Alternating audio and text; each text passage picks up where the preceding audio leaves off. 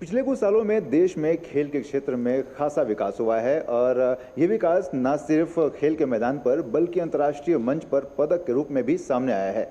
मैं इस वक्त बेंगलोर के साइंस सेंटर में मौजूद हूं और मेरे साथ मौजूद हैं स्नेहांशु विश्वास जी, जो कि स्पोर्ट्स साइंस सेंटर के एचओडी हैं। ये मशीनें हैं, इनके बारे में मैं जानना चाहूँगा कि स्पोर्ट्स साइंस कितना अहम है। पहले तो आप इस बात का जो है आप मुझे बताएं कि स्पोर्ट्स साइंस कितना अहम है और ये किसी खिलाड़ी को तैयार करने में इसकी क्या अहम भूमिका है? स्पोर्ट्स साइंस का जो खेल में महत्व है बहुत ही ज़्यादा है, क्योंकि बिना स्पोर्ट्स साइंस के हम किसी भी खिलाड़ी को जो है मान के चले कि इम्प्रूवमेंट अगर हम बात करें तो स्पोर्ट्स में इम्प्रूवमेंट बहुत मुश्किल है करवाना। तो इसीलिए स्पोर्ट्स साइंस के बैकअप से ही हम किसी खिलाड़ी को अच्छी इम्प्रूवमेंट और एक ओलंपिक लेवल के एथलीट को हम तैयार कर सकते हैं हमारे स्पोर्ट्स साइंस के द्वारा। कई जो एडवांस मशीनें हैं यहाँ पर।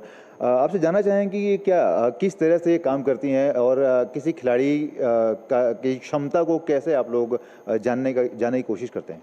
हर एक मतलब वर्ल्ड क्लास जितने भी फिजियोलॉजिकल लैब है उन सब में ये सारे इक्विपमेंट अभी फ़िलहाल मौजूद है। तो हमारे पास जो इक्विपमेंट है ये बहुत ही इंपॉर्टेंट, जिसके हम जानते हैं VO2 max टेस्ट के जिस तरह से हम करते हैं कि एरोबिक कैपेसिटी जानने के लिए, तो ये VO2 max टेस्ट का जो मशीन है जिसे हम सीपेट मशीन के नाम से जानते हैं, तो ये मशीन हमारे पास अवेलेबल है। पिछले 11 सालों से मतलब 2014 से हम इस चीज़ को इस्तेमाल कर रहे हैं और काफ़ी एथलीट्स को इससे बहुत फ़ायदा मिला है। कैसे कोई एथलीट को किस तरह का फ़ायदा खुद को जज करने में, उसके मसल्स में, या मतलब क्या उसके सामने आता है अगर ये टेस्ट देता है तो? VO2 max जो एक एथलीट के एरोबिक कैपेसिटी जैसे कार्डियोपल्मोनरी एक्सरसाइज की बात करते हैं, तो वो आपके लंग्स कैसे काम कर रहे हैं, आपके हार्ट कैसे काम कर रहे हैं और मसल्स में कितना ऑक्सीजन ले जाने की क्षमता है, ये सब चीज़ें हम इस मशीन्स के द्वारा देख सकते हैं। और क्या क्या इक्विपमेंट्स हैं जो कि खिलाड़ियों की हेल्थ हो चाहे उनके प्रदर्शन को नापने का काम करते हैं? इंडिया के जितने अच्छे लैब हैं तो उसमें एक इक्विपमेंट लाए हैं हमने जिसे हम मसल ऑक्सीमीटर के नाम से जानते हैं, जिसके ऊपर काफ़ी रिसर्च चल रही है ऑल ओवर वर्ल्ड में, जो आपके मसल्स में कितना ऑक्सीजन की मात्रा है उसको मापने की मतलब कोशिश करते हैं। तो ये हाइपॉक्सिक चैम्बर है। मैं आपसे ये जानना चाहता हूँ कि ये किस तरह से खिलाड़ियों के प्रदर्शन को बढ़ाने में मददगार साबित होता है?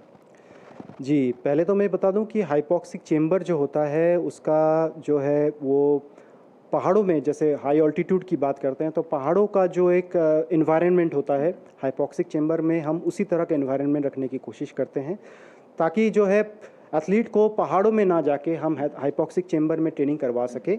हम देख सकते हैं कि यहाँ पर कुछ बिस्तर भी लगे हुए हैं खिलाड़ियों के लिए। इसका मतलब ये है कि यहाँ पर कोई भी खिलाड़ी इस ट्रेनिंग के माध्यम से यहाँ पर रहता है, अपना समय व्यतीत करता है और किसी दूसरे देश के हैं या हाई एल्टीट्यूड पर रहने की अपनी क्षमता को बढ़ाने का काम करता है। यहाँ पर कुछ मशीनें भी रखी हुई हैं, क्या ट्रेनिंग की व्यवस्था भी यहीं रहती है इनकी? हम जो है एथलीट को रह के यहाँ पे ट्रेनिंग की व्यवस्था होती है, एथलीट जो है ताकि इसके अंदर रहे और अपना नॉर्मल ट्रेनिंग बाहर करता रहे, तो ये फ़ायदा होता है जो पहाड़ों में हम नहीं मिल सकता है। आपने देखा कि किस तरह से देश में खेल बदल रहा है और खेल के साथ साथ खिलाड़ियों को तैयार करने का प्रोसेस भी बदल रहा है। ये स्पोर्ट्स साइंस सेंटर है जहां पर हम खड़े हैं।